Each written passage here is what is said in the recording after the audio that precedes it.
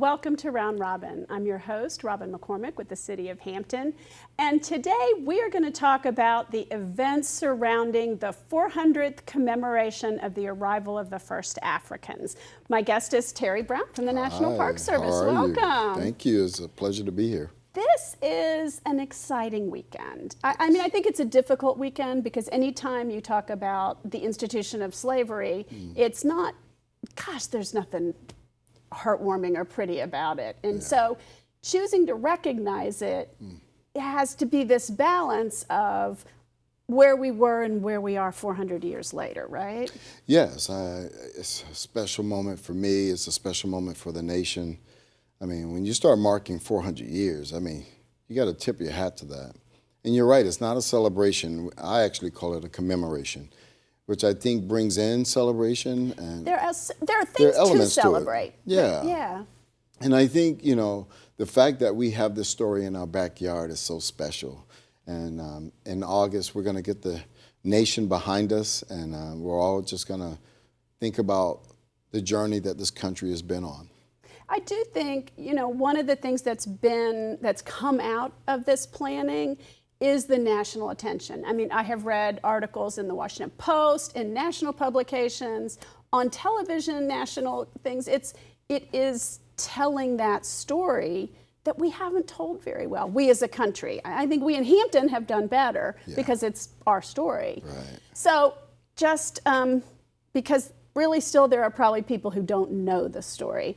Tell us just a teeny bit. We had the History Museum on, but that arrival, research was done. Some people used to think it was Jamestown. What happened? What was the momentous piece of that? Yeah, wow. I mean, when you go back 400 years, that's a long time. We know that a village in Ndongo, Africa, was raided, and Africans were put on a ship. And that ship came across the Atlantic, and it was making its way to some mines in New Mexico. And on the way, it was attacked by two privateer ships. One was called the White Lion, and the other the Treasurer. To make a long story short, they found Africans on the ship. They split them up, and they made their way up the coast.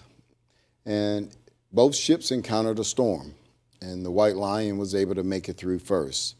And in late August 2019, the White Lion anchored at Point Comfort. And there goes history. And so these African Americans it was the beginning of the institution of slavery. It wasn't formalized, it wasn't written down at that point, but that is really when it began. Well, remember, when Moses was a baby, slavery was about 1,000 years old. True. So when the Africans arrive here in 1619, it's the first time that they're arriving in English North America. And it's a new experience for these Africans. I mean, keep in mind, they're on sea for 2,000 plus miles. Those who survived. Those who survived. And when they get here, it's just a new exploration. And I think that's the part where we begin to celebrate, because what they get through and the fact that we're still here after 400 years is amazing. And not just still here, built the country. I mean, no doubt about it. What would this country be like without the contributions of African Americans now, even though a lot of that they knew how to cultivate rice, sugar, cotton. All those things were tradespeople too. No doubt about it. Yeah. And all those things were important in developing this country.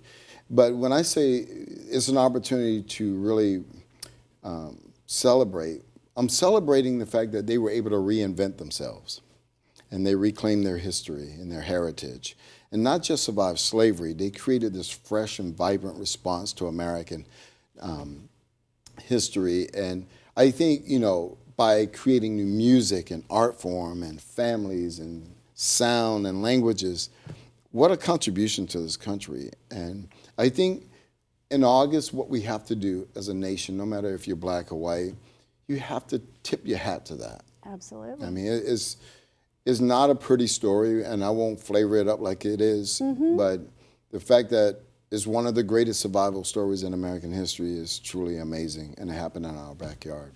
Yeah. You know, we got to claim that. We got to talk about it. Yeah. We got to, and for the country as a whole. I mean, it isn't just us in Hampton or us in Hampton Roads.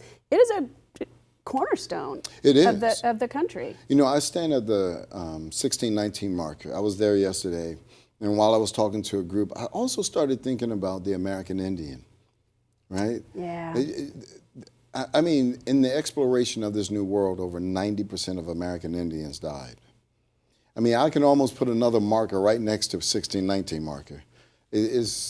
We have a very tough history, but I think, you know, when we understand where we came from, we as a nation, boy, it begins to break the insidious chains of racism.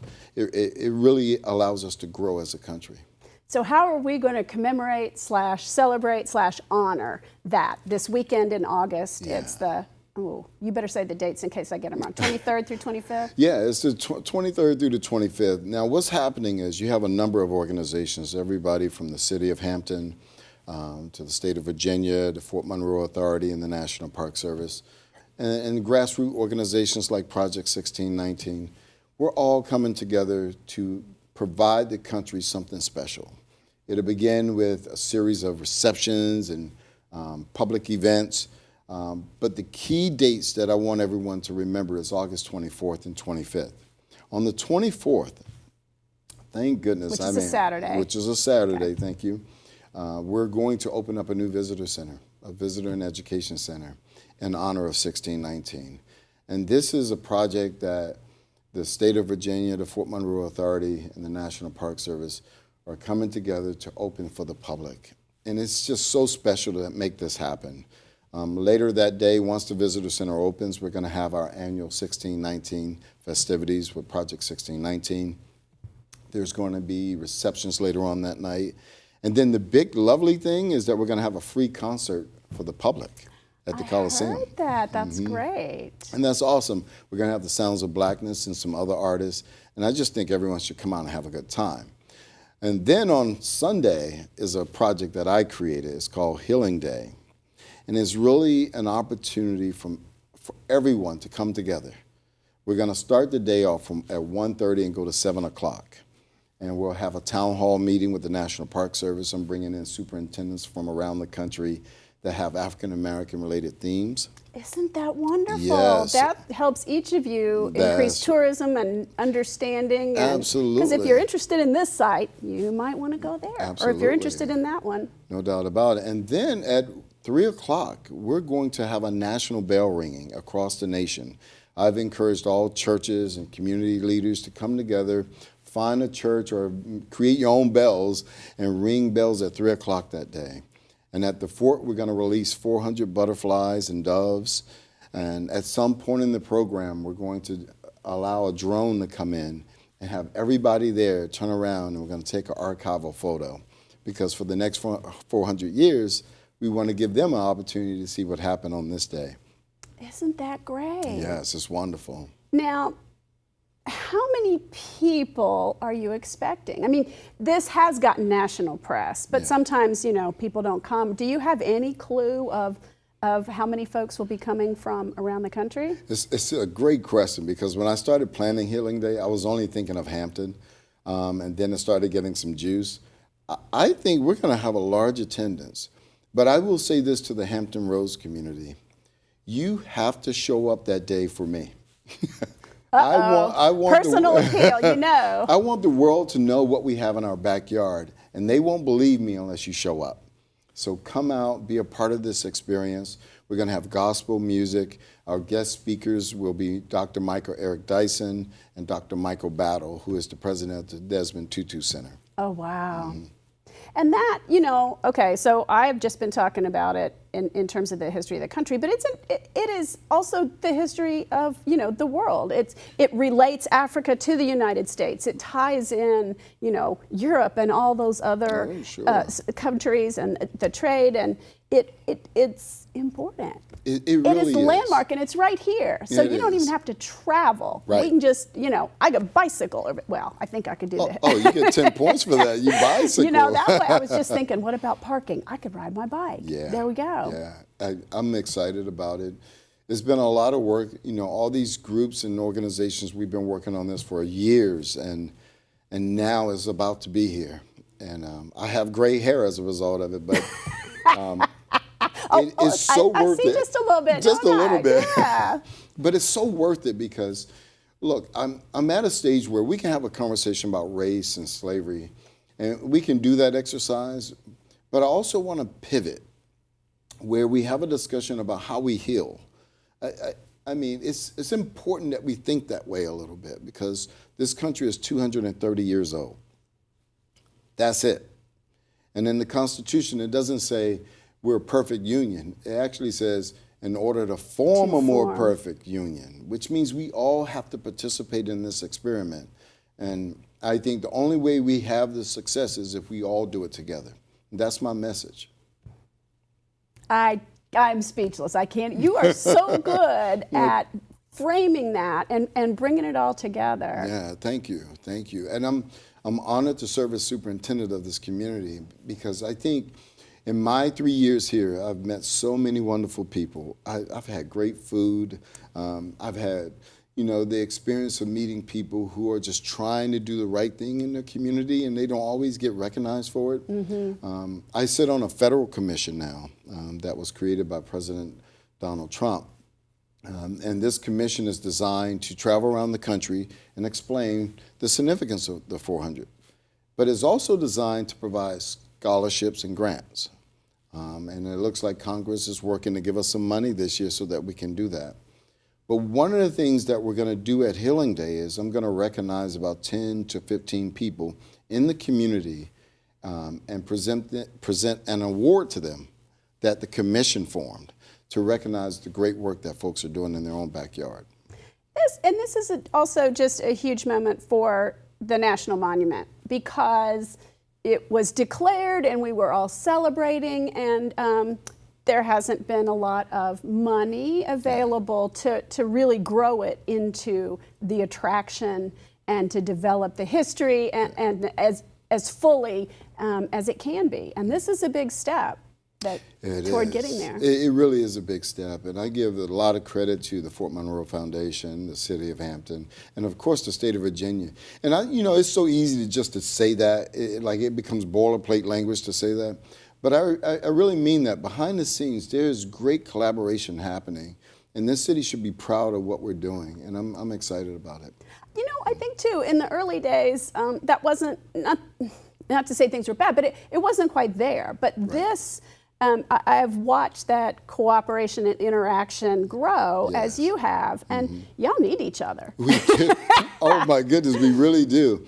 And and by y'all, I mean us too. Me. Yeah. And I failed to mention that, the Army is stepping up. They're going to provide me a 21-gun salute. They're providing a national anthem singer. They're doing the presentations of colors for us. Kudos to the soldiers who are saving and protecting our country. Thank you so much. And again, ties back to Fort Monroe's history. It does. It has been crucial for the nation's defense, really the whole time until it was decommissioned, but especially when naval battles were the way wars were fought. Absolutely. And I'm really grateful that you allowed me to come on your show to talk to the community, because I've been wanting to say to them, be proud of the history you have in your backyard, because when we talk of the Grand Canyon or the Statue of Liberty or the Everglades, I want people to mention Fort Monroe, because our history spans, 15,000 years ago when American Indians were fishing in the Chesapeake, till now when President Obama made it a national monument. What a beautiful story. The arc of history is just so amazing in this space. It's amazing. It is, and Fort Monroe has that, double identity is absolutely beautiful.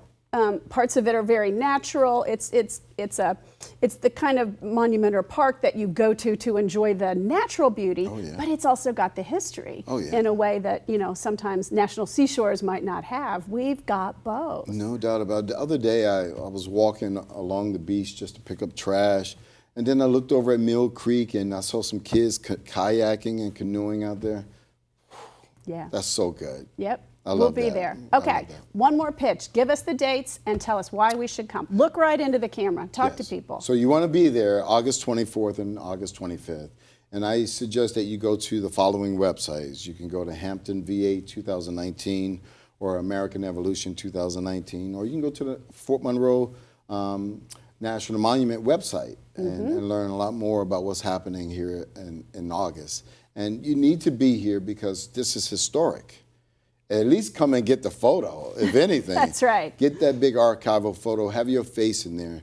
And, you know, 400 years from now, when they look through the pages and they see your face, you want to say you were there. Absolutely. Thank you so much, It was Terry. a pleasure. Thanks for the invite. Thank you. I can't say it any better than Terry did. We need to see you there for that commemoration. It's going to be a weekend that you won't forget, that your children won't forget, and that history won't forget. Thanks for watching.